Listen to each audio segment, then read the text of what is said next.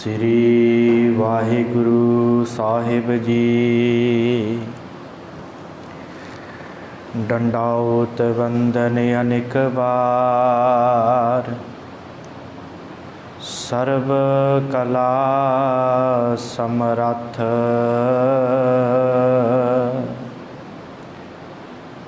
Dolan ते राखो प्रभु, नानक दे कर हथ। सतनाम श्री वाहिगुरु साहिब जी। श्लोक महला पहला।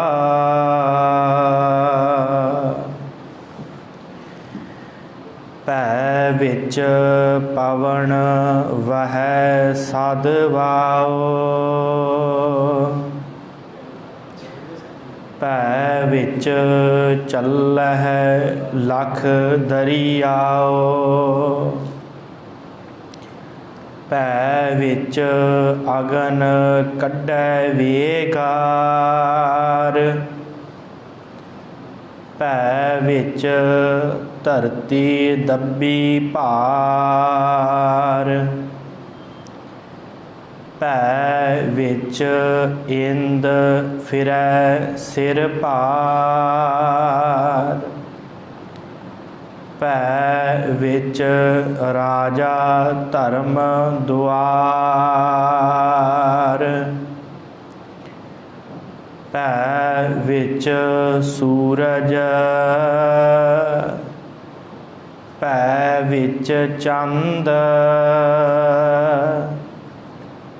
कोह करोड़ी चलत न अंत, पै विच सिद्ध बुद्ध सुरनाथ, पै विच आढाणे आकाश, पै विच जोध महाबल सूर, पै विच आवह जावह पूर, सगलिया भौ लिखिया सिर लेख, नानक निर्भौ निरंकार सच एक, सगलिया भौ लिखिया सिर लेख, नानक निर्भौ निरंकार सच एक। धन धन सतगुरु श्री गुरु ग्रंथ साहिब सच्चे पातशाह जी दी पावन पवित्र हजूरी अंदर जुड़ बैठी गुरु की सवारी साध संगत अपार दया सतगुरां ने कीती है। अमृत वेले दी दात सबना नूं बख्शिश होई है। आप जी ने नितनेम उपरंत श्री आसा जी की वार दा कीर्तन सरवण कीता है। समा है सतगुरां दी इस पावन बाणी श्री आसा जी की वार दी कथा विचार दा। सतगुरां दी दया सदका हुण तक आपां इस वार दियां 3 पौड़ियां तक विचार कर चुके हैं समेत सलोकां दे। ते अज जो चौथी पौड़ी दे नाल दा सलोक है वो आप जी ने सरवण किया है। सतगुरां ने बड़ी रहमत इस श्लोक के अंदर कीती है। सतगुरु गुरु नानक साहब सच्चे पातशाह जी ने इस श्लोक के अंदर शब्द भै वरतिया है। भै ਉਹਦੇ बारे आपां विचार जिहड़ी है करनी है कि ये भै है कि ते किवें सारा संसार इस भै दे अंदर चल रहा है। आओ विचारां दी आरंभता तो पहलां गुरबख्शी फतेह नाल सांझ पाओ। आखो जी वाहिगुरू जी का खालसा वाहिगुरू जी की फतेह। सतगुरां ने बख्शिश कीती है। धन सतगुरु श्री गुरु नानक साहब सच्चे पातशाह जी का पावन श्लोक है। सतगुरां ने कहा है कि संसार की जिहड़ी भी शै है, कोई भी है, भावें वो भै दे विच है। भै दे विच हुण भै नूं समझिए कि भै है की है। भै दा अर्थ हुंदा है डर, जो सानू हर मनुख नूं, हर जंतु नूं, हर जीव नूं लगा होया है डर। ये बड़ी वड्डी डर वाली जिहड़ी वस्तु है, ये जो डर है ये परमेश्वर ने साडे हिरदे च रखिया है। क्यों परमेश्वर ने डर हिरदे च रखिया है? क्योंकि वो साडा खसम है, मालक है। तो जो मालक हुंदा है ਉਹਦਾ डर हर एक नूं रहिंदा है, ਜਿਹੜੇ ਉਹਦੇ ਹੇਠਾਂ काम करन वाले हुंदे। इस करके परमेश्वर साडा मालक है ते असीं ਉਹਦੇ डर दे विच हां। ते सब तो वड्डा डर उस परमेश्वर ने जदों सानू पैदा किया ना, ते नाल ही उस परमेश्वर ने एक डर लिख के सानू भेजिया। वो किहड़ा डर परमेश्वर ने साडे मस्तक ते लिखिया? वो डर है मरण लिखाए मंडल में आए। ये सब तो वड्डा डर मनुख नूं है। मौत का डर परमेश्वर ने साडे मस्तक ते लिख के सानू इस संसार ते भेजिया। हर एक जीव इस भाव दे विच, इस डर दे विच जी रहा है कि मैं एक ना एक दिन इस संसार तो चला जाना। भावें मनुख नूं ये गल भुल चुकी है कि मैं इस संसार तो चले जाना है, धन पदार्थ इकट्ठा करने वाल लगा होया, पर किते ना किते उहदे मन दे विच इह गल जरूर आउंदी है कि मेरे नाल दे ते सारे जा रहे हैं ते एक ना एक दिन मैनूं भी जाना पैना। ये डर साडे हिरदे दे विच है। हर एक जीव दे अंदर ये डर जिहड़ा है वो परमेश्वर ने बिठाया होया है। इसे तरह सतगुरां ने गल सीमित नहीं रखी, मनुखां तक ही सीमित नहीं रखी। अज दे श्लोक के अंदर सतगुरां ने दी विशालता कीती है। विशालता खंडां ब्रह्मंडां तक इस डर नूं सतगुरां ने डिफाइन किया है। खंडां ब्रह्मंडां तक इहदी व्याख्या की कि असल डर है कि किवें ये डर व्यापदा है सब नूं। ते सतगुरां ने गल कही है कि सगलिया भौ लिखिया सिर लेख। परमेश्वर ने यह डर सारियां दे लेखां दे विच लिखिया है। भावें कोई भी है, भावें कोई जीव है, भावें कोई जंतु है, भावें खंड ब्रह्मंड सूरज चंद्रमा हवा पानी जो भी है, हर एक दे मस्तक दे लेखां दे विच हर एक दे उत्ते परमेश्वर दा डर है। क्यों? क्योंकि परमेश्वर सब दा मालक है, सब दा कसम है। इस करके उहदा डर जिहड़ा है वो सब दे उत्ते है। एक बड़ी सुंदर उदाहरण है गुरबाणी के अंदरों। बाबा फरीद जी का श्लोक है, उत्ते बड़ा सुंदर बाबा फरीद जी दसदे आ। कहंदे कि दरिया दे कोलों दी लंघ रहा सी ते दरिया उछल के किनारियां नूं ढा रहा सी, किनारियां नूं। ते बाबा फरीद जी ने कहा क्यों तू ये काम करदा पिया दरिया? तू किनारियां नूं ढा ढा के ते अपना होर विस्तार करी जाना, याद रख तेनू लेखा देना पैना। तो अग्यों दरिया ने पता की कहा, वो कहता कि ये मेरा आपा वस चल ही नहीं रहा। कहते क्यों नहीं चल रहा? कहते जिधर नूं परमेश्वर मैनू लैके जा रहा मैं उधर नूं जा रहा, मेरा ये कोई वस नहीं है। भावें वो मेरे को किनारे ढवा लवे तो भावें मैनू सीधा सीधा तुरी जाए, ये पिछे वो परमेश्वर है, अकाल पुरख है, मैं उहदी रजा दे विच हाँ। जिहड़ा अज डर की गल है परमेश्वर की कीती। श्लोक है, कंधी वहन न ढाए तो भी लेखा देवना। अग्यों दरिया कहता है, जिधर रब रजाए वहन तदाऊ गौ करे, कि जिधर नूं मैनू परमेश्वर लैके जा रहा मैं तो उधर नूं चलना है, मैनू नहीं पता कंधे ढह रहे हैं कि नहीं ढह रहे।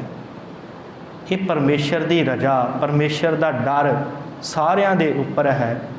जिन्हों वो जिस तरह लैके चलता है उस तरह ही मनुख नूं चलना पैंदा है। इस डर नूं असीं कवांगे रब्बी हुक्म, रब्बी निजम, यूनीवर्सल ला। ये सारियां ते लागू हुंदा है। एक छोटे तो छोटे जीव तो लैके वड्डियां वड्डियां खंडां ब्रह्मंडां दे उपर ये भै, ये डर, ये निजम हरेक दे उपर लागू हुंदा है। क्योंकि जे देखा जाए इन्ने सूरज चंद्रमा जदों दे असीं जन्म लिया जां साडे तो पहलां अज तक किसी ने यह नहीं देखा होएगा कि इस धरती के उत्ते सूरज कदी पच्छम वल्लों चढ़िया हो, कदी नहीं किसी ने देखा। क्योंकि ये परमेश्वर का एक डर, एक निज़म वो परमेश्वर ने फिट कर दिता, पक्का कर दिता, वो उस तरीके ने चल रहा है। ये परमेश्वर का हुक्म, परमेश्वर का निजम, परमेश्वर का ला, परमेश्वर का जिहड़ा भै है, ये हर एक दे उत्ते लागू है। इस करके सतगुरां ने अज इस पावन श्लोक के अंदर यही सानू समझाया कि भाई सिखा, संसार की हर वस्तु जिहड़ी है परमेश्वर के भै विच है, तो मारे परमेश्वर नूं भी भै है। तो सतगुरु कहते नहीं, परमेश्वर नूं कोई भै नहीं। मारे क्यों नहीं परमेश्वर नूं भै? तो सतगुरु कहते परमेश्वर नूं तां भै नहीं क्योंकि वो सिर्फ एक अकाल पुरख निरंकार आप है, उहदे वर्गा होर कोई नहीं। जिन्ना वो उच्चा है, जे उहदे जिन्ना कोई उच्चा होवेगा तो उहनूं भै देवेगा, क्योंकि वो सारियां तो उच्चा, इस करके वो परमेश्वर निरभौ है। ये दो गल्लां श्लोक च हन। एक भै जो सारियां दे उपर व्यापक है, तो दूसरा है निरभौ, जिहदी गल आपां आरंभ च पढ़ते हाँ मूल मंत्र दे विच निरभौ शब्द। परमेश्वर निरभौ है, परमेश्वर नूं कोई भै नहीं। सारा संसार उन्हें भै दे विच पैदा कीता, ते भै दे विच ही इनू चला रहा है। कोई भी उहदे इस भै दे विचों, इस निजम दे विचों बाहर नहीं है। पर बाहर है तो कौन? अकाल पुरख परमेश्वर। क्यों बाहर है? क्योंकि वो एक निरंकार आप ही है, उहदे बराबर होर कोई नहीं, तां करके परमेश्वर निरभौ है। आओ आपां आरंभ करिए। सतगुरु बख्शिश करते हैं, धन गुरु नानक साहब सच्चे पातशाह, किहड़ी किहड़ी वस्तु परमेश्वर के भौ विच है ते किवें किवें वो कारज कर रही है, वो सतगुरां ने अज पावन श्लोक च दसना कीता है। सतगुरु धन गुरु नानक साहब बख्शिश करते आ। श्लोक महला पहला, महला पहला धन गुरु नानक साहब जी का पावन श्लोक है।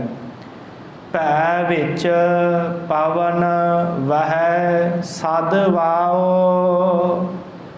भै विच पवन वह सद वाओ। संसार की जिहड़ी हवा है ना, जो असी लै रहे हैं जां जो चल रही है, ये सारी हवा परमेश्वर के भै विच है। उहदे भै विच ये सारी हवा चल रही है। जिन्नी भी हवा जो असी साह लै रहे हैं, ये भी हवा, फिर जिहड़ी झक्खड़ तूफान आदिक हवा, ये भी उस परमेश्वर के भै दे विच ही चलदी है, उहदे निज़म के अनुसार ही चलदी है। सद वाओ का अर्थ एक तो विद्वाना ने किया है कि सदा ही, सदैव ही, सदा ही चलती है।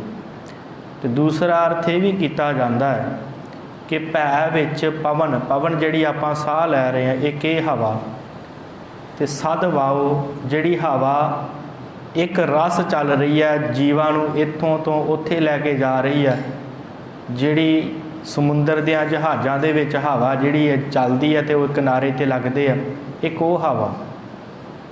ये दो तरह के अर्थ कीते आ। भै विच पवन वह सद वाओ, ये सदैव दे सदा ही परमेश्वर के भै विच चल रही है। परमेश्वर के भै तो ये हवा बाहर नहीं, जिहड़ी भी हवा है। भै विच चलह लख दरियाओ, फिर परमेश्वर के भै विच दरिया हैं, जिन्ने भी दरिया इस धरती ते वग रहे हैं, ये लखां ही दरिया उस परमेश्वर के भै दे विच चल रहे हैं। परमेश्वर इन्हां दा करता है, क्योंकि ये कभी भी परमेश्वर तो बाहर नहीं हो सकते। जिवें जिवें परमेश्वर इन्हां नूं चला रहा उवें उवें ही ये चल रहे। ये दरिया जिन्ने भी हैं लखां दरियाओ, इतों दरियाओ तो भाव जिन्नियां नदियां नाले समुंदर ये सारे उस परमेश्वर के भै दे विच हन। जां उन्हां समुंदरां उन्हां दरियावां दे विच रहण वाले जीव वो भी परमेश्वर के भै विच हन। भै विच चलै लख दरियाओ, दरियावां दा जीवन भी उस परमेश्वर के भै विच चल रहा है, उहदे रब्बी कानून रब्बी निज़म दे विच चल रहा, कोई भी उस तो बाहर नहीं। भै विच अगन कड्डै वेगा, फिर जिहड़ी अग्नि है, जिहड़ी अग है वो भी परमेश्वर के भै विच है। ऐसी अग परमेश्वर ने पैदा की जिहड़ी जीवां दे काज सवारदी है। वेगार, वेगार दा अर्थ है काम, जिन्हों आपां कहने वंगार पाउण, जीवां दे कारज सवार रही अग्नि परमेश्वर के भै विच रह के। ते किते जंगलां नूं लग रही है वो भी परमेश्वर के भै विच है। ते किते यह अग्नि साडे शरीर के अंदर साडे भोजन नूं पचा रही है, वो भी एक भै दे विच है। भै विच अगन कड्डै वेगार, ये सारी जिहड़ी अग है संसार दे उत्ते ये भी परमेश्वर के भै विच है, उहदे निज़म दे विच है, उहदे हुक्म दे विच है, उहदे तो बाहर नहीं। भै विच धरती दब्बी भार, फिर ये जिहड़ी धरती परमेश्वर ने बनाई है ये भी उहदे भै विच है। ये धरती जो बनाई है दब्बी भार, परमेश्वर दे हुक्म रूपी भार दे नाल ही दब्बी हुई है धरती, परमेश्वर इनू चला रहा। भै विच धरती दब्बी भार, जिवें ही वह परमेश्वर इनू चला रहा उवें ही ये धरती दब्बी हुई अपना कारज कर रही है। किते रुख उगाए जा रहे हैं, कितों पुट्टी जा रही है, पर है हुक्म दे विच ही उस परमेश्वर दे, है उहदे भै दे विच ही। भै विच इंद फिरै सिर भार, भै विच इंद, इंद का अर्थ करांगे बदल, क्योंकि इंद्र नूं वरखा का देवता मन्निया जाता है। इस करके सतगुरां ने इत्थे शब्द इंद वरतिया है कि ये जिहड़ा इंद्र देवता है ये भी अपने सिर के उत्ते बदलों का भार लैके तुरया फिरदा, पर है किहदे विच आ? परमेश्वर के भै विच। परमेश्वर के भै दे विच जो बदल हैं वो आउंदे हैं, वरदे हैं, फिर अगे चले जाते हैं, फिर बदल बन के आ जाते हैं। ये सारा कुछ परमेश्वर के भै च हो रहा, उहदे नियम च हो रहा, उहदे कानून के अंदर है। भै विच इंद फिरै सिर भार, सिर दे उत्ते वरखा का भार लैके बदल चल रहे हैं। भै विच राजा धर्म दुआर, फिर परमेश्वर के भै दे विच धर्म राजा है जो जीवां दे सारे कर्मां दा लेखा कर रहा है, वो भी उस परमेश्वर के निज़म दे विच, उहदे हुक्म दे विच है। ये नहीं कोई एक भी पुण्य जां एक भी पाप अपने कोलों वध लिख देवे जां वध घटा देवे। ये राजा धर्म द्वार जिहड़ा है वो भी भै विच है, ये कदी नहीं इस तरह करता, क्योंकि परमेश्वर ने इनू थापिया है। तो परमेश्वर पता नहीं कदों इसकी पदवी खो लवे, ਇਹਦੀ ਥਾਂ ਤੇ ਲੱਖਾਂ ਹੀ ਧਰਮ ਰਾਜੇ ਹੋਰ ਬਣਾ ਦੇਵੇ। ਇਸ ਕਰਕੇ ਵੀ ਉਹਦੇ ਭੈ ਵਿੱਚ ਚੱਲ ਰਿਹਾ। ਭੈ ਵਿੱਚ ਰਾਜਾ ਧਰਮ ਦੁਆਰ, ਦੁਆਰ ਉਹਦੀ ਜਿਹੜੀ ਕਚਹਿਰੀ ਹੈ ਉਹਦੇ ਵਿੱਚ ਜਿੰਨੇ ਵੀ ਜਮ ਹਨ ਜੋ ਜੀਵਾਂ ਨੂੰ ਫੜ ਕੇ ਲੈ ਕੇ ਜਾਂਦੇ ਆ ਉਹ ਵੀ ਭੈ ਵਿੱਚ ਹਨ। ਰਾਜਾ ਧਰਮ ਦੁਆਰ ਭਾਵ ਉਹ ਸਾਰੇ ਹੀ ਪਰਮੇਸ਼ਰ ਦੇ ਭੈ ਵਿੱਚ ਚੱਲ ਰਹੇ ਆ, ਜਿਵੇਂ ਪਰਮੇਸ਼ਰ ਉਹਨਾਂ ਨੂੰ ਚਲਾ ਰਿਹਾ ਹੈ। ਭੈ ਵਿੱਚ ਸੂਰਜ, ਭੈ ਵਿੱਚ ਚੰਦ। ਫਿਰ ਸੂਰਜ ਵੀ ਭੈ ਵਿੱਚ ਹੈ ਤੇ ਚੰਦਰਮਾ ਵੀ ਭੈ ਵਿੱਚ ਹੈ, ਪਰਮੇਸ਼ਰ ਦੇ ਭੈ ਦੇ ਵਿੱਚ। ਜਿਵੇਂ ਪਰਮੇਸ਼ਰ ਨੇ ਇਹਨਾਂ ਨੂੰ ਬਣਾ ਕੇ ਇਸ ਪ੍ਰਿਥਵੀ ਦੇ ਦੁਆਲੇ ਥਾਪ ਦਿੱਤਾ ਤੇ ਉਸੇ ਤਰ੍ਹਾਂ ਹੀ ਇਹ ਕਾਰਜ ਕਰ ਰਹੇ ਆ। ਭੈ ਵਿੱਚ ਸੂਰਜ, ਭੈ ਵਿੱਚ ਚੰਦ, ਕੋਹ ਕਰੋੜੀ ਚਲਤ ਨ ਅੰਤ।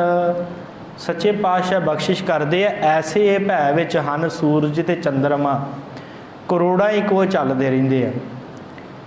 ਕਿਤੇ ਆਪਣੇ ਇੱਧਰ ਰਾਤ ਪੈ ਜਾਂਦੀ ਹੈ, ਪੱਛਮ ਵੱਲ ਨੂੰ ਚੜ੍ਹ ਜਾਂਦਾ ਹੈ ਸੂਰਜ, ਕਿਤੇ ਉੱਧਰੋਂ ਚੱਲ ਕੇ ਇੱਧਰ ਆ ਜਾਂਦਾ ਹੈ। ਸਤਿਗੁਰੂ ਕਹਿੰਦੇ ਕਰੋੜਾਂ ਹੀ ਕੋਹ ਇਹਨਾਂ ਨੇ ਇਸੇ ਤਰ੍ਹਾਂ ਤੈਅ ਕਰ ਲਿਆ। ਕਾਹਦੇ ਵਿੱਚ? ਪਰਮੇਸ਼ਰ ਦੇ ਭੈ ਵਿੱਚ। ਕਦੀ ਸੂਰਜ ਨੇ ਕਿਹਾ ਮੈਂ ਛੁੱਟੀ ਕਰ ਲਵਾਂ? ਨਹੀਂ, ਪਰਮੇਸ਼ਰ ਦਾ ਭੈ ਹੈ ਉਹਦੇ ਸਿਰ ਦੇ ਉੱਤੇ। ਇਸ ਕਰਕੇ ਸਤਿਗੁਰ ਕਹਿੰਦੇ ਆ ਕਿ ਇਹ ਜਿਹੜਾ ਸੂਰਜ, ਇਹ ਜਿਹੜਾ ਚੰਦਰਮਾ ਹੈ, ਇਹ ਵੀ ਪਰਮੇਸ਼ਰ ਦੇ ਭੈ ਵਿੱਚ ਹੈ। ਇੱਥੋਂ ਤੱਕ ਵਿਗਿਆਨੀ ਇਹ ਗੱਲ ਮੰਨਦੇ ਆ। ਕਹਿੰਦੇ ਕਿ ਜੇ ਸੂਰਜ ਨਾ ਹੋਵੇ ਤੇ ਧਰਤੀ ਉੱਤੇ ਜੀਵਨ ਨਹੀਂ ਹੈ, ਪੋਸੀਬਲ ਨਹੀਂ ਹੈ ਜੀਵਨ। ਫਿਰ ਉਸ ਤੋਂ ਬਾਅਦ ਕਹਿੰਦੇ ਜੇ ਚੰਦਰਮਾ ਨਾ ਹੋਵੇ ਧਰਤੀ ਦਾ ਤੇ ਤਾਂ ਵੀ ਸੰਸਾਰ ਦੇ ਉੱਤੇ ਜੀਵਨ ਨਹੀਂ ਰਹਿ ਸਕਦਾ। ਪੁੱਛੀਏ ਕਿਉਂ? ਉਹ ਕਹਿੰਦੇ ਆ ਕਿ ਜੇ ਚੰਦਰਮਾ ਨਾ ਹੋਵੇਗਾ ਤੇ ਜਿੰਨੇ ਵੀ ਦਰਿਆ ਸਮੁੰਦਰਾਂ ਦਾ ਪਾਣੀ ਹੈ ਉਹ ਧਰਤੀ ਨੂੰ ਨਾਸ਼ ਕਰ ਦੇਵੇਗਾ, ਡੋਬ ਦੇਵੇਗਾ। ਦੇਖੋ ਕਿੱਦਾਂ ਪਰਮੇਸ਼ਵਰ ਨੇ ਇਹ ਬਿੱਧ ਬਣਾਈ ਹੈ। ਇੱਕ ਚੰਦਰਮਾ, ਇੱਕ ਸੂਰਜ ਬਣਾ ਦਿੱਤਾ। ਸੂਰਜ ਹੈ, ਬਨਸਪਤੀ ਚੱਲਦੀ ਹੈ, ਰੌਸ਼ਨੀ ਮਿਲਦੀ ਹੈ ਜੀਵਾਂ ਨੂੰ, ਤੇ ਇਹ ਚੱਲ ਰਹੇ ਆ। ਤੇ ਇੱਕ ਗੱਲ ਹੋਰ, ਸੂਰਜ ਵਿਗਿਆਨ ਕਹਿੰਦੀ ਇੰਨੀਆਂ ਭੈੜੀਆਂ ਕਿਰਨਾਂ ਧਰਤੀ ਦੇ ਉੱਤੇ ਭੇਜਦਾ ਹੈ। ਜੇ ਧਰਤੀ ਦੇ ਉੱਪਰ ਵਾਲੀ ਅਜੋਨ ਪਰਤ ਨਾ ਹੋਵੇ ਤੇ ਧਰਤੀ ਸੜ ਕੇ ਸੁਆਹ ਹੋ ਜਾਵੇ। ਇਹ ਜਿਹੜਾ ਸੂਰਜ ਹੈ ਜੋ ਕਿਰਨਾਂ ਭੇਜ ਰਿਹਾ ਧਰਤੀ ਦੇ ਉੱਪਰ, ਇਹ ਫਿਲਟਰ ਹੋ ਕੇ ਆ ਰਹੀਆਂ, ਸਾਫ਼ ਹੋ ਕੇ। ਜਿੰਨੀ ਲੋੜ ਹੈ ਧਰਤੀ ਨੂੰ ਓਨੀਆਂ ਹੀ ਆ ਰਹੀਆਂ। ਤੇ ਵਿਗਿਆਨ ਕਹਿੰਦੀ ਪਤਾ ਨਹੀਂ ਕੀ ਅਚਰਜ ਕੌਤਕ ਹੈ ਕਿ ਇਹ ਜਦੋਂ ਧਰਤੀ ਦੇ ਨੇੜੇ ਆਉਂਦੀਆਂ ਤੇ ਧਰਤੀ ਦੇ ਆਸੇ-ਪਾਸਿਓਂ ਹੋ ਕੇ ਅੱਗੇ ਲੰਘ ਜਾਂਦੀਆਂ, ਧਰਤੀ ਨੂੰ ਕੋਈ ਨੁਕਸਾਨ ਨਹੀਂ ਪਹੁੰਚਾਉਂਦੀਆਂ। ਕਿਉਂ ਨਹੀਂ ਪਹੁੰਚਾਉਂਦੀਆਂ? ਭੈ ਵਿੱਚ ਹਨ। ਇਹ ਸੂਰਜ ਭੈ ਵਿੱਚ ਹੈ, ਚੰਦਰਮਾ ਭੈ ਵਿੱਚ ਹੈ, ਕਰੋੜਾਂ ਕੋਹ ਚੱਲਦੇ ਹਨ, ਪਰ ਫਿਰ ਵੀ ਧਰਤੀ ਨੂੰ ਇਹਨਾਂ ਬਚਾ ਕੇ ਰੱਖਿਆ। ਤੇ ਜਦੋਂ ਵਿਗਿਆਨੀ ਇਹਨੂੰ ਸਟੱਡੀ ਕਰਦੇ ਆ, ਪੜ੍ਹਦੇ ਆ, ਉਹ ਹੈਰਾਨ ਹੋ ਜਾਂਦੇ। ਕਹਿੰਦੇ ਜੇ ਕਿਤੇ ਆ ਇੱਕ ਵੀ ਚੀਜ਼ ਆਪਣੀ ਇਸ ਜਗ੍ਹਾ ਤੋਂ ਇੱਕ ਸਕਿੰਟ ਲਈ ਵੀ ਹਿੱਲ ਗਈ ਤੇ ਧਰਤੀ ਦੇ ਉੱਤੇ ਪਰਲੋ ਆ ਸਕਦੀ ਹੈ। ਇਸੇ ਕਰਕੇ ਉਹ ਦੂਰਬੀਨਾਂ ਲਾ ਕੇ ਦੇਖਦੇ ਰਹਿੰਦੇ ਆ ਕਿ ਕਿਹੜਾ ਉਲਕਾ ਪਿੰਡ ਧਰਤੀ ਵੱਲ ਨੂੰ ਵੱਧ ਰਿਹਾ। ਜੇ ਵੱਡਾ ਹੈ ਤੇ ਉਹ ਕਿਸ ਤਰ੍ਹਾਂ ਦਾ ਹੈ, ਤੇ ਛੋਟਾ ਹੈ ਤੇ ਉਹ ਕਿਸ ਤਰ੍ਹਾਂ ਦਾ। ਪਰਮੇਸ਼ਰ ਦੇ ਭੈ ਵਿੱਚ ਹੈ ਸਾਰਾ ਕੁਝ। ਇਸ ਕਰਕੇ ਸਤਿਗੁਰੂ ਬਖਸ਼ਿਸ਼ ਕਰਦੇ ਆ ਕਿ ਇਹ ਜਿਹੜਾ ਸੂਰਜ ਹੈ, ਇਹ ਜਿਹੜਾ ਚੰਦਰਮਾ ਹੈ, ਇਹ ਕਰੋੜਾਂ ਕੋਹ ਚੱਲੀ ਜਾ ਰਹੇ ਆ, ਲਗਾਤਾਰ ਚੱਲੀ ਜਾ ਰਹੇ ਆ। ਇਹ ਕਿਉਂ ਚੱਲ ਰਹੇ ਆ? ਕਿਉਂਕਿ ਪਰਮੇਸ਼ਰ ਦਾ ਜਿਹੜਾ ਰੱਬੀ ਹੁਕਮ, ਰੱਬੀ ਕਾਨੂੰਨ, ਰੱਬੀ ਭੈ ਜਿਹੜਾ ਹੈ ਉਹ ਇਹਨਾਂ ਦੇ ਉੱਤੇ ਕੰਮ ਕਰ ਰਿਹਾ ਹੈ। ਭੈ ਵਿੱਚ ਸਿੱਧ ਬੁੱਧ ਸੁਰਨਾਥ। ਫਿਰ ਪਰਮੇਸ਼ਰ ਨੇ ਇਸ ਧਰਤੀ ਦੇ ਉੱਤੇ ਕਈ ਸਿੱਧ ਪੈਦਾ ਕੀਤੇ ਆ ਜਿਨ੍ਹਾਂ ਕੋਲ ਸਿੱਧੀਆਂ ਹਨ। ਕਈ ਮਹਾਤਮਾ ਬੁੱਧ ਵਰਗੇ ਬੁੱਧ ਪੈਦਾ ਕੀਤੇ, ਸੁਰ ਭਾਵ ਦੇਵਤੇ ਪੈਦਾ ਕੀਤੇ, ਨਾਥ ਪੈਦਾ ਕੀਤੇ ਉਸ ਪਰਮੇਸ਼ਰ ਨੇ। ਇਹ ਸਾਰੇ ਉਸ ਪਰਮੇਸ਼ਰ ਦਾ ਇਸ ਧਰਤੀ ਦੇ ਗੁਣਗਾਨ ਕਰਕੇ ਚਲੇ ਗਏ ਜਾਂ ਆ ਕੇ ਕਰ ਰਹੇ ਹਨ। ਇਹ ਵੀ ਉਸ ਪਰਮੇਸ਼ਰ ਦੇ ਭੈ ਵਿੱਚ ਹਨ, ਉਹਦੇ ਤੋਂ ਬਾਹਰ ਨਹੀਂ।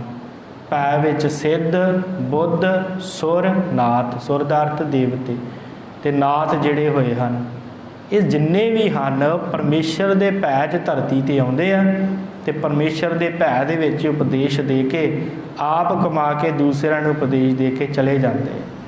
ਭੈ ਵਿੱਚ ਸਿੱਧ ਬੁੱਧ ਸੁਰਨਾਥ, ਭੈ ਵਿੱਚ ਆਡਾਣੇ ਆਕਾਸ਼। ਫਿਰ ਦੇਖੋ ਕਿੰਨੀ ਪਰਮੇਸ਼ਰ ਦੀ ਕਮਾਲ ਦੀ ਕੁਦਰਤ ਹੈ ਕਿ ਉਹਨੇ ਇਹ ਜਿਹੜਾ ਆਕਾਸ਼ ਹੈ ਉਹ ਇਸ ਤਰ੍ਹਾਂ ਉੱਤੇ ਤਾਣ ਦਿੱਤਾ, ਨਾ ਇਹਦੇ ਥੱਲੇ ਕੋਈ ਥੰਮ ਬਣਾਇਆ ਜਿਹਦੇ ਉੱਤੇ ਟਿਕ ਜਾਵੇ। ਅਸੀਂ ਕੋਈ ਬਿਲਡਿੰਗ ਤਿਆਰ ਕਰਦੇ ਉਹਦੇ ਵਾਸਤੇ ਪਿਲਰਾਂ ਦੀ ਬੜੀ ਜ਼ਰੂਰਤ ਹੁੰਦੀ ਹੈ, ਪਰ ਪਰਮੇਸ਼ਰ ਨੇ ਇਹ ਜਿਹੜਾ ਉੱਪਰ ਆਕਾਸ਼ ਤਾਣਿਆ ਹੋਇਆ, ਜਿਹੜਾ ਅਸੀਂ ਦੇਖ ਰਹੇ ਹਾਂ ਨੀਲਾ ਗਗਨ, ਇਹ ਸਾਰਾ ਪਰਮੇਸ਼ਰ ਨੇ ਬਿਨਾਂ ਕਿਸੇ ਥੰਮ ਤੋਂ ਜਿਹੜਾ ਉਹ ਥਾਪ ਕੇ ਰੱਖ ਦਿੱਤਾ, ਉਸ ਤਰ੍ਹਾਂ ਹੀ ਟਿਕਿਆ ਹੋਇਆ ਹੈ। ਸਤਿਗੁਰੂ ਗੁਰੂ ਗੋਬਿੰਦ ਸਿੰਘ ਜੀ ਨੇ ਕਿਹਾ ਨਾ, ਬਿਨ ਥੰਮਾ ਗਗਨ ਰਹਾਇਆ। ਪਰਮੇਸ਼ਰ ਨੇ ਬਿਨਾਂ ਥੰਮਾਂ ਤੋਂ ਇਹ ਜਿਹੜਾ ਗਗਨ ਹੈ, ਇਹ ਜਿਹੜਾ ਆਕਾਸ਼ ਹੈ, ਅਡਾਣੇ ਭਾਵ ਤਣਿਆ ਹੋਇਆ ਹੈ ਉੱਪਰ, ਇਹ ਇਸੇ ਤਰ੍ਹਾਂ ਟਿਕਿਆ ਹੋਇਆ ਜਿਵੇਂ ਪਰਮੇਸ਼ਰ ਦਾ ਹੁਕਮ ਹੈ। ਉਸੇ ਤਰ੍ਹਾਂ ਇਹ ਸੰਸਾਰ ਦੇ ਉੱਪਰ ਵਾਹਿਗੁਰੂ, ਇਸ ਧਰਤੀ ਦੇ ਉੱਪਰ ਇਹ ਆਕਾਸ਼ ਟਿਕਿਆ ਹੋਇਆ ਹੈ। ਭੈ ਵਿੱਚ ਜੋਧ ਮਹਾਬਲ ਸੂਰ। ਫਿਰ ਭੈ ਦੇ ਵਿੱਚ ਯੋਧੇ ਹਨ ਜਿਹੜੇ ਸੂਰਮੇ ਆ, ਬਲੀ ਮਹਾਨ ਯੋਧੇ। ਭੈ ਵਿੱਚ ਜੋਧ ਮਹਾਬਲ ਸੂਰ, ਮਹਾਬਲੀ ਸੂਰਮੇ ਉਸ ਪਰਮੇਸ਼ਰ ਦੇ ਭੈ ਵਿੱਚ ਹਨ। ਜਿਵੇਂ ਪਰਮੇਸ਼ਰ ਉਹਨਾਂ 'ਤੇ ਕਿਰਪਾ ਕਰਦਾ ਉਵੇਂ ਉਹ ਆਪਣੀ ਤਾਕਤ ਦਿਖਾ ਸਕਦੇ ਆ, ਉਵੇਂ ਹੀ ਉਹ ਚੱਲ ਰਹੇ ਆ। ਉਹ ਵੀ ਕਿਸੇ ਦੇ ਉੱਤੇ ਜਾਣ ਬੁੱਝ ਕੇ ਤਾਕਤ ਨਹੀਂ ਵਿਖਾ ਸਕਦੇ ਜਿੰਨਾ ਚਿਰ ਪਰਮੇਸ਼ਰ ਕਿਰਪਾ ਨਾ ਕਰੇ। ਜਿੰਨਾ ਚਿਰ ਪਰਮੇਸ਼ਰ ਜੇ ਉਹਨਾਂ ਦੀ ਸਤਾ ਖਿੱਚ ਲਵੇ, ਉਹ ਵੱਡੇ ਵੱਡੇ ਯੋਧੇ ਮਹਾਬਲ ਉੱਥੇ ਦੇ ਉੱਥੇ ਰਹਿ ਜਾਣ। ਮਹਾਰਾਜ ਕਹਿੰਦੇ ਇਹ ਵੀ ਉਸ ਪਰਮੇਸ਼ਰ ਦੇ ਭੈ ਵਿੱਚ ਹਨ, ਜਿਵੇਂ ਉਹ ਚਾਹੁੰਦਾ ਹੈ ਉਵੇਂ ਹੀ ਇਹ ਚੱਲ ਰਹੇ ਹਨ। ਭੈ ਵਿੱਚ ਆਵਹਿ ਜਾਵਹਿ ਪੂਰ। ਫਿਰ ਪੂਰਾਂ ਦੇ ਪੂਰ ਜੀਵਾਂ ਦੇ ਇਸ ਧਰਤੀ 'ਤੇ ਆ ਰਹੇ ਆ ਅਤੇ ਪੂਰਾਂ ਦੇ ਪੂਰ ਹੀ ਜਾ ਰਹੇ ਆ। ਕਿਧਰੇ ਬੱਚੇ ਜਨਮ ਲੈ ਰਹੇ ਆ ਅਤੇ ਕਿਧਰੇ ਜਿਹੜੇ ਆ ਉਹ ਇੱਥੋਂ ਮਰ ਕੇ ਜਾ ਰਹੇ। ਇਹ ਪੂਰਾਂ ਦੇ ਪੂਰ ਹੀ ਸਤਿਗੁਰੂ ਕਹਿੰਦੇ ਇਸ ਧਰਤੀ 'ਤੇ ਆ ਰਹੇ ਆ ਅਤੇ ਪੂਰਾਂ ਦੇ ਪੂਰ ਹੀ ਇੱਥੋਂ ਜਾ ਰਹੇ ਆ। ਭੈ ਵਿੱਚ ਪਰਮੇਸ਼ਰ ਦੇ ਹੁਕਮ ਦੇ ਵਿੱਚ ਆ ਰਿਹਾ ਜੀਵ, ਅਤੇ ਪਰਮੇਸ਼ਰ ਦੇ ਹੁਕਮ ਦੇ ਵਿੱਚ ਹੀ ਇਸ ਧਰਤੀ ਤੋਂ ਜਾ ਰਹੇ ਆ। ਕੋਈ ਇੱਕ ਨਹੀਂ, ਕੋਈ ਦੋ ਨਹੀਂ, ਸਤਿਗੁਰੂ ਕਹਿੰਦੇ ਪੂਰਾਂ ਦੇ ਪੂਰ ਹੀ ਆ ਰਹੇ ਆ ਅਤੇ ਪੂਰਾਂ ਦੇ ਪੂਰ ਹੀ ਇਸ ਧਰਤੀ ਤੋਂ ਜਾ ਰਹੇ ਆ। ਭੈ ਵਿੱਚ ਆਵਹਿ ਜਾਵਹਿ ਪੂਰ। ਪੂਰ ਦਾ ਅਰਥ ਹੁੰਦਾ ਜਿਵੇਂ ਇਕੱਠੇ ਇਨਸਾਨ ਹੋਣ, ਕਿੰਨੇ ਸਾਰੇ ਇਨਸਾਨ ਕਹਿ ਲਓ, ਵਸਤੂਆਂ ਕਹਿ ਲਓ, ਕਿੰਨੇ ਸਾਰੇ ਹੋਣ। ਮਹਾਰਾਜ ਕਹਿੰਦੇ ਪੂਰਾਂ ਦੇ ਪੂਰ ਇਸ ਧਰਤੀ 'ਤੇ ਆ ਰਹੇ ਆ ਜੀਵਾਂ ਦੇ, ਅਤੇ ਪੂਰਾਂ ਦੇ ਪੂਰ ਇਸ ਧਰਤੀ ਤੋਂ ਜਾ ਰਹੇ ਆ। ਪਰ ਹੈ ਕਿਹਦੇ ਵਿੱਚ? ਭੈ ਵਿੱਚ ਪਰਮੇਸ਼ਰ ਦੇ, ਉਹਦੀ ਰਜ਼ਾ ਵਿੱਚ। ਜਿਵੇਂ ਉਹ ਭੇਜ ਰਿਹਾ ਉਵੇਂ ਆਉਂਦੇ ਆ, ਅਤੇ ਜਿਵੇਂ ਉਹ ਲੈ ਕੇ ਜਾਂਦਾ ਉਵੇਂ ਹੀ ਚਲੇ ਜਾਂਦੇ ਆ। ਆਪਣਾ ਕੋਈ ਵਸ ਨਹੀਂ। ਸਗਲਿਆਂ ਭਉ ਲਿਖਿਆ ਸਿਰ ਲੇਖ। ਸਤਿਗੁਰੂ ਕਹਿੰਦੇ ਸਾਰਿਆਂ ਦੇ ਉੱਪਰ ਪਰਮੇਸ਼ਰ ਨੇ ਇਹ ਲੇਖ ਲਿਖਿਆ ਹੋਇਆ ਹੈ, ਸਾਰਿਆਂ ਦੇ ਉੱਪਰ, ਭਾਵੇਂ ਉਹ ਧਰਤੀ ਆਕਾਸ਼ ਪਤਾਲ ਜੋ ਵੀ ਹੈ, ਹਰ ਕਿਸੇ ਦੇ ਉੱਤੇ ਉਹ ਪਰਮੇਸ਼ਰ ਨੇ ਇੱਕ ਭਉ, ਇੱਕ ਡਰ ਲਿਖਿਆ ਹੋਇਆ ਹੈ। ਹਰ ਕਿਸੇ ਦੇ ਉੱਤੇ ਕੋਈ ਵੀ ਪਰਮੇਸ਼ਰ ਦੀ ਮਰਜ਼ੀ ਤੋਂ ਬਾਹਰ ਨਹੀਂ ਹੈ। ਸਗਲਿਆਂ ਭਉ ਲਿਖਿਆ ਸਿਰ ਲੇਖ। ਸਾਰਿਆਂ ਦੇ ਮਸਤਕ 'ਤੇ ਲੇਖ ਲਿਖਿਆ ਹੋਇਆ ਜੀਵਾਂ ਦੇ, ਕਿ ਉਹ ਆਉਣਾ ਕਦੋਂ ਹੈ ਅਤੇ ਉਹਨਾਂ ਜਾਣਾ ਕਦੋਂ। ਜੀਵ ਦੀ ਆਪਣੀ ਕੋਈ ਵਸਤਾ ਨਹੀਂ ਹੈ, ਆਪ ਆਪਣੇ ਵਸ ਨਹੀਂ ਹੈ ਜੀਵ ਦੇ। ਇਸੇ ਕਰਕੇ ਸਤਿਗੁਰੂ ਕਹਿੰਦੇ ਆ ਸਾਰਿਆਂ ਦੇ ਸਿਰ 'ਤੇ ਪਰਮੇਸ਼ਰ ਨੇ ਇਹ ਨਿਯਮ, ਇਹ ਭਾਵ ਫਿੱਟ ਕਰ ਦਿੱਤਾ ਹੋਇਆ, ਲਿਖ ਦਿੱਤਾ ਹੋਇਆ ਹੈ। ਪਰ ਨਾਨਕ ਨਿਰਭਉ ਨਿਰੰਕਾਰ ਸੱਚ ਏਕ। ਪਰ ਸਤਿਗੁਰੂ ਕਹਿੰਦੇ ਆ ਕਿ ਉਹ ਜਿਹੜਾ ਪਰਮੇਸ਼ਰ ਹੈ ਉਹ ਇਸ ਡਰ ਤੋਂ ਬਾਹਰ ਹੈ, ਉਹ ਇਸ ਨਿਯਮ ਤੋਂ ਬਾਹਰ ਹੈ। ਕਿਉਂ? ਕਿਉਂਕਿ ਇਹ ਨਿਯਮ ਬਣਾਇਆ ਉਹਦਾ ਹੈ, ਕਿਉਂਕਿ ਉਸੇ ਨੇ ਹੀ ਇਹ ਸਾਰਾ ਕੁਝ ਬਣਾਇਆ। ਜੇ ਕੋਈ ਰਾਜਾ ਹੋਵੇ, ਉਹ ਪ੍ਰਜਾ ਨੂੰ ਹੁਕਮ ਕਰ ਦੇਵੇ ਤੁਸੀਂ ਇਹ ਕਰਨਾ ਹੈ, ਇਹ ਨਹੀਂ ਕਰਨਾ, ਤੇ ਸਾਰੀ ਪ੍ਰਜਾ ਨੂੰ ਉਹ ਹੁਕਮ ਮੰਨਣਾ ਪੈਂਦਾ ਹੈ। ਪਰ ਰਾਜੇ ਦੀ ਮਰਜ਼ੀ ਹੁੰਦੀ ਹੈ ਨਾ, ਹੁਕਮ ਮੰਨੇ ਭਾਵੇਂ ਨਾ ਮੰਨੇ, ਕਿਉਂਕਿ ਉਹਨੇ ਤੇ ਹੁਕਮ ਦਿੱਤਾ ਹੁੰਦਾ, ਉਹਨੇ ਤੇ ਸਾਰਾ ਕੁਝ ਕੀਤਾ ਹੁੰਦਾ। ਇਸੇ ਕਰਕੇ ਸਤਿਗੁਰਾਂ ਨੇ ਕਿਹਾ ਕਿ ਇਹ ਪਰਮੇਸ਼ਰ ਜੋ ਹੈ ਉਹ ਇਸ ਭਉ ਤੋਂ ਬਾਹਰ ਹੈ। ਸਗਲਿਆਂ ਭਉ ਲਿਖਿਆ ਸਿਰ ਲੇਖ, ਨਾਨਕ ਨਿਰਭਉ। ਨਿਰਭਉ ਕੌਣ ਹੈ? ਪਰਮੇਸ਼ਰ। ਨਿਰਭਉ ਨਿਰੰਕਾਰ, ਕਿਉਂਕਿ ਉਹ ਨਿਰੰਕਾਰ ਜਿਹਨੇ ਇਹ ਆਕਾਰ ਪੈਦਾ ਕੀਤੇ, ਜਿਨ੍ਹਾਂ ਦੇ ਉੱਤੇ ਉਹਨੇ ਹੁਕਮ ਥਾਪਿਆ ਹੋਇਆ। नानक निरभव निरंकार सच एक वो सच्चा है ते एक है, इस करके ਉਹਦੇ वर्गा होर कोई नहीं, ਤਾਂ ਉਹ परमेश्वर इस डर तो बाहर है। ਉਹਦਾ पैदा किया होया डर सब दे उपर है, ये निजम सब दे उपर लागू है, ते ये परमेश्वर जिहड़ा आप इस भौ तो दूर है। हुक्मी होवन आकार हुक्म ना कहया जाई, हुक्मी होवन जी हुक्म मिलै वडियाई, हुक्मी उत्तम नीच हुक्मी लिख दुख सुख पाइयै, एक ना हुक्मी बख्शीस एक हुक्मी सदा भुआइयै, हुक्मै अंदर सब को बाहर हुक्म ना कोय, नानक हुक्मै जे बुझै ताहो मैं कहे ना को। मारे कहते हुक्म दे विच है सारा कुछ, हर जीव हर जंतु हर कोई उस रब्बी हुक्म दे विच, ਉਹਦੇ ਭੈ ਵਿੱਚ, ਉਹਦੇ ਬਣਾਏ ਹੋਏ ਯੂਨੀਵਰਸਲ ਲਾ ਦੇ ਵਿੱਚ, ਉਹਦੇ ਨਿਯਮ ਦੇ ਵਿੱਚ ਹੈ। ਉਹਦੇ ਤੋਂ ਬਾਹਰ ਕੋਈ ਨਹੀਂ, ਉਹਦੇ ਤੋਂ ਬਾਹਰ ਜੋ ਹੈ ਉਹ ਪਰਮੇਸ਼ਰ ਆਪ ਅਕਾਲ ਪੁਰਖ ਹੈ, ਤੇ ਉਹੀ ਇਹ ਸਾਰੇ ਨਿਯਮ ਨੂੰ ਚਲਾਉਣ ਵਾਲਾ ਹੈ। ਸੋ ਸਾਧ ਸੰਗਤ ਸਤਿਗੁਰਾਂ ਨੇ ਇਸ ਪਾਵਨ ਸ਼ਲੋਕ 'ਚ ਬਖਸ਼ਿਸ਼ ਕੀਤੀ ਹੈ ਕਿ ਭਾਈ ਸਿੱਖਾ ਉਹ ਪਰਮੇਸ਼ਰ ਅਕਾਲ ਪੁਰਖ ਜੋ ਹੈ ਉਹ ਨਿਰਭਉ ਹੈ, ਉਹਨੂੰ ਕਿਸੇ ਦਾ ਭਉ ਨਹੀਂ ਹੈ, ਤੇ ਸਾਰਾ ਜੀਵ ਜਗਤ ਜਿੰਨਾ ਵੀ ਕੁਛ ਹੈ ਉਹ ਸਾਰਾ ਹੀ ਪਰਮੇਸ਼ਰ ਦੇ ਭਉ ਦੇ ਵਿੱਚ ਚੱਲ ਰਿਹਾ ਹੈ। ਤੇ ਭਾਈ ਜੇ ਤੂੰ ਨਿਰਭਉ ਹੋਣਾ ਹੈ ਤੇ ਉਸ ਪਰਮੇਸ਼ਰ ਨਾਲ ਜੁੜ ਜਾ, ਉਹਦੇ ਕੋਲੋਂ ਨਿਰਭਉ ਹੋਣ ਦੀਆਂ ਦਾਤਾਂ ਮਿਲਦੀਆਂ ਹਨ। ਉਹਦੇ ਹੁਕਮ ਨੂੰ ਸਮਝ ਲਾ ਤੇ ਤੂੰ ਵੀ ਨਿਰਭਉ ਹੋ ਜਾਏਗਾ, ਤੂੰ ਵੀ ਹੁਕਮ 'ਚ ਚੱਲਣਾ ਕਰ। ਸੋ ਇੰਨੀਆਂ ਕੁ ਬੇਨਤੀਆਂ ਪ੍ਰਵਾਨ ਕਰਨੀਆਂ, ਹੋਈਆਂ ਭੁੱਲਾਂ ਚੁੱਕਾਂ ਦੀ ਖਿਮਾ ਬੁਲਾਓ ਫਤਿਹ ਜੀ। ਵਾਹਿਗੁਰੂ ਜੀ ਕਾ ਖਾਲਸਾ, ਵਾਹਿਗੁਰੂ ਜੀ ਕੀ ਫਤਿਹ।